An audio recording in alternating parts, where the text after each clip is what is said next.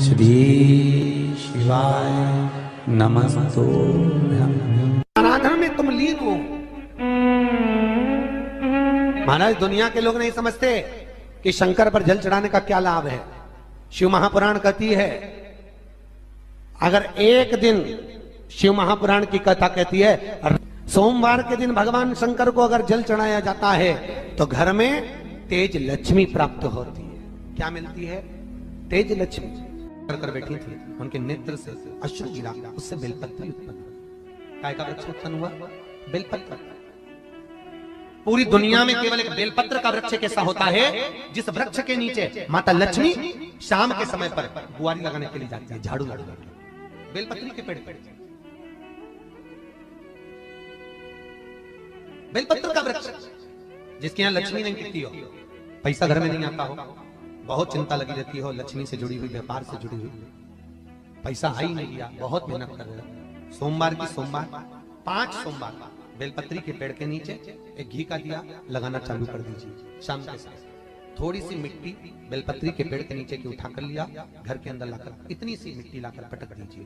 5 सोमवार करके देखो, छठे सोमवार पे करने की जरूरत नहीं पड़ेगी, व्यापार अपने आप बढ़ना चालू हो जाएगा।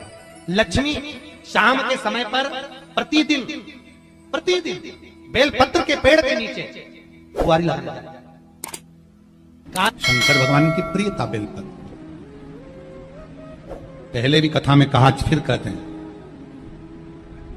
जिस व्यक्ति के जीवन में धन, संपदा, वैभव, सत्ता, लक्ष्मी की थोड़ी भी कमी दिखती हो, उसको बेलपत्री के वृक्ष का पूजन चालू कर देना चाहिए। जाओ सोमवार के दिन बेलपत्र वृक्ष के नीचे जल चढ़ाकर, जल का सिंचन कर कर, उसी बेलपत्र के नीचे शाम के समय पर संध्या काल में, प्रदोष काल में भगवान देवाधिदेव महादेव गौरी शंकर का स्मरण करो।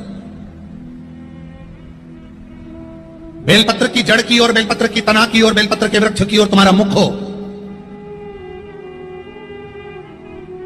कोई आसन नहीं, कोई आसन नहीं, केवल बेलपत्र के वृक्ष की ओर तुम्हारा मुख हो। जहां बेलपत्री का वृक्ष है उसके नीचे बैठकर, उसकी छाया में, उसकी ओट में पंचाक्षर मंत्र नमः शिवाय, या फिर षडाक्षर मंत्र ओम नमः शिवाय, या फिर श्री शिवाय नमस्तुभ्यम का स्मरण कर कर अपने हृदय की बात गौरी शंकर से, महादेव से कहे। शिव महापुराण की कथा कहती है, 7 दिनों में एक दिन सोमवार का ऐसा होता है जिस दिन 33 कोटि देवी देवता बेलपत्री के वृक्ष के नीचे बैठकर भगवान शंकर और पार्वती का स्मरण करते हैं और शिव पार्वती उनकी झोलियां खुशियों से भरते हैं। देवता भी जिनका भजन कर रहे हैं वो बेलपत्री के वृक्ष के नीचे। लक्ष्मी, मां लक्ष्मी भी बेलपत्र के वृक्ष के नीचे निरंतर विराजमान होती है। और आप लोगों से एक निवेदन और करना चाहेंगे, ये मनुष्य का शरीर जब तक रहे, ये मानव की देह जब तक रहे, जिंदगी में एक बेलपत्री का वृक्ष अपने रहते रहते कहीं पर भी लगाना, उसको बड़ा करना, उसको बड़ा कर कर जैसे अपने बच्चे को बड़ा करते हो ऐसे लगाकर बड़ा कर कर महादेव से कहना कि मैंने अपनी जिंदगी में, मैं मर भी जाऊं, मेरे प्राण छूट भी जाएं, मेरे जाने के बाद मेरे घर के लोग एक लोटा जल चढ़ाएं ना चढ़ाएं, बेलपत्री चढ़ाएं ना चढ़ाएं, पर ये वृक्ष मैंने बेलपत्री का लगा दिया। अगर मैं मर भी गई तो मेरे मरने के बाद भी मेरे हाथ की बेलपत्र महादेव को चढ़ती रहेगी, महादेव को प्राप्त होती रहेगी। लगाओ, एक बेलपत्री के पौधे को छोटे से बड़ा करो, बड़े से बड़ा करो, बड़े से बड़ा करो, और बड़ा करने के बाद उसको कहीं तुम्हारी मर्जी पड़े जहां, उस बेलपत्री के वृक्ष को लगाओ। अगर गलती हो गई, ये बहुत गलतियां हो गई, बहुत दुख पड़ गया, तकलीफ में आ गए, लग रहा है कि मुझसे बहुत गलतियां हुई है, बाबा मेरी नहीं सुन रहा, ये बेलपत्री का भाग की डंडी पीछे की ओर कर, जहां बैठकर बेलपत्र चढ़ा रहा, पत्ती का मुख अपनी और डंडी का मुख सामने। शिव की कुछ आराधना है, मेरे भोले बाबा की कुछ आराधना है। खाली ना जाता कोई, खाली ना जाता कोई, दर से तुम्हारे मैं भी खड़ी हूँ नहीं, बाहें पसार मैं भी खड़ा हूँ नंदी, बाहें पसार। अपने। बैसाख के महीने में तो आपको अगर शरीर में कहीं पथरी भी आ गई है ना, कहीं नेत्रों में अगर ज्योति कमजोर पड़ रही है, जाले पड़ने लगे, चश्मा बढ़ने लगा, रात को आंखों में जलन होने लगी, रात को नींद नहीं आ रही है, तो बैसाख के महीने में जो दुर्वा होती है, इस दुर्वा को तोड़ लाओ। जहां पर अशुक सुंदरी का स्थान होता है, जहां पर अशुक सुंदरी का जो स्थान होता है, उस अशुक सुंदरी के स्थान पर उस दुर्वा को रख दो। और कुंदकेश्वर महादेव का नाम है। कौन से महादेव का नाम लेना है? कुंदकेश्वर।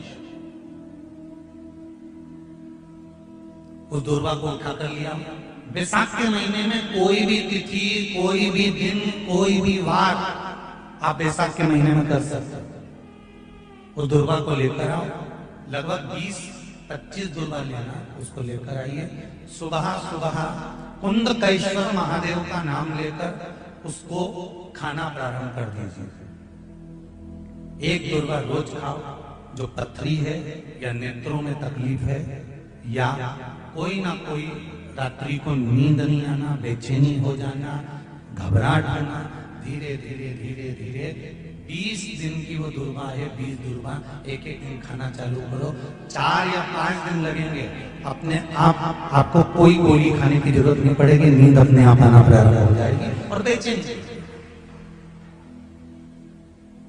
अशोक सुंदरी वाली जगह पर दुर्वा समर्पित कर कुंदकेश्वर महादेव का नाम लेकर। कौन से महादेव? कुंदकेश्वर। जिस नारी का रजोधर्म से जुड़ा हुआ जो भी तकलीफ होती है, केवल हाथ में जल लेकर, आसक्ति का नाम लेकर भी वो पान कर लेती है, तो रजोधर्म से जुड़े हुए सारे दुख, कहते हैं कि गर्भ में, गर्भाशय में अगर गांठ भी पड़ गई है और डॉक्टर कह रहा है कि बच्चादानी में गांठ है, गर्भाशय में गांठ है और इसका ऑपरेशन होना जरूरी है, आसक्ति दक्ष प्रजापति की पहली पत्नी का मात्र स्मरण कर कर अगर आचमन पानी का कर लिया जाए तो गांठ भी गर्भाशय की गलना प्रारंभ हो जाती है। ये वो नाम, ये वो शब्द है। अगर मान लो शरीर में कोई गांठ पड़ जाती है, डॉक्टर अपना इलाज कर रहा हो, उस जगह पर प्रजापति बीरण की पुत्री आसक्ति का नाम स्मरण में आना चाहिए। एक बार सब बोलिए, क्या नाम है? आसक्ति। और हम आसक्ति का नाम भी नहीं बोल सकते, तो इसी आसक्ति का एक नाम है वीरणी। क्या नाम है? आसक्ति का स्मरण। अगर गांठ भी गर्भाशय में है और डॉक्टर बोल रहा है कि ऑपरेशन है, कराना है, डॉक्टर साहब से कहना, साहब जल्दी तो नहीं है ना, 15 दिन का समय तो मिल सकता है या 10 दिन का समय तो मिल सकता है इसका ऑपरेशन कराने के लिए। फिर आसक्ति का नाम लेकर शिव जी की शिवलिंग पर जब हम बेलपत्र समर्पित करें तो ये डंडी का मुख जब हम शिव जी को चढ़ाते हैं तो इस डंडी का मुख हमेशा हम उधर रखते हैं। अब की बार आसक्ति का नाम लेकर जब हम शंकर भगवान को बेलपत्र समर्पित करेंगे तो ये डंडी का मुख शिवलिंग पर अपनी ओर रखेंगे और उसी बेलपत्र को चढ़ाकर जल समर्पित कर कर आचमन कर कर उसी बेलपत्र को लाकर घर के द्वार को पूरा खोलकर घर के अंदर प्रवेश कर कर घर के बाहर स्मरण को, शिव को याद करते हुए उस बेलपत्र को चबा चबा कर खाना प्रारंभ करिए।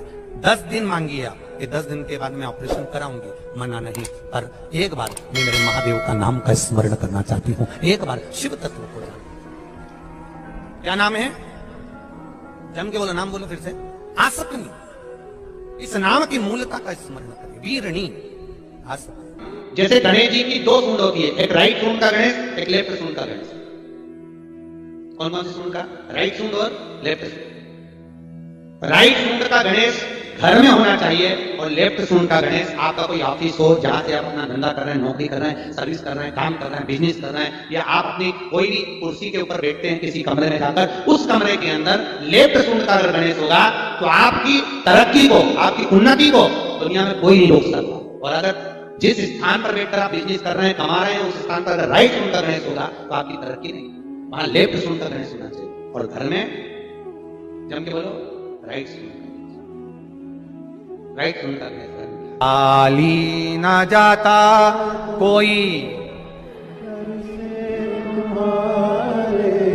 खाली ना जाता कोई, दर से तुम्हारे मैं भी खड़ी हूँ नंगे बाएं पसार, मैं भी खड़ा हूँ नंगे बाएं। आपका कोई काम अटक रहा है, कोई काम नहीं हो रहा, बहुत परेशान हो गए, बहुत थक गए उस काम के लिए, सबके हाथ भी जोड़ लिए, सबके पास होकर आ गए, पर वो काम बढ़ ही नहीं रहा, तो निवेदन करते हैं घी के दिए में काली तिल डालकर सोमवार के दिन शंकर जी के मंदिर के सामने तुम रुका जी का नाम लेकर दिया लगाकर, जिस काम को तुमने दुनिया के आगे कहकर देख लिया, कर देख लिया, नहीं हुआ, उस कार्य को एक बार दिया लगाकर निवेदन कर फिर जाकर देखना, काम आगे बढ़कर ही रहेगा। छूटे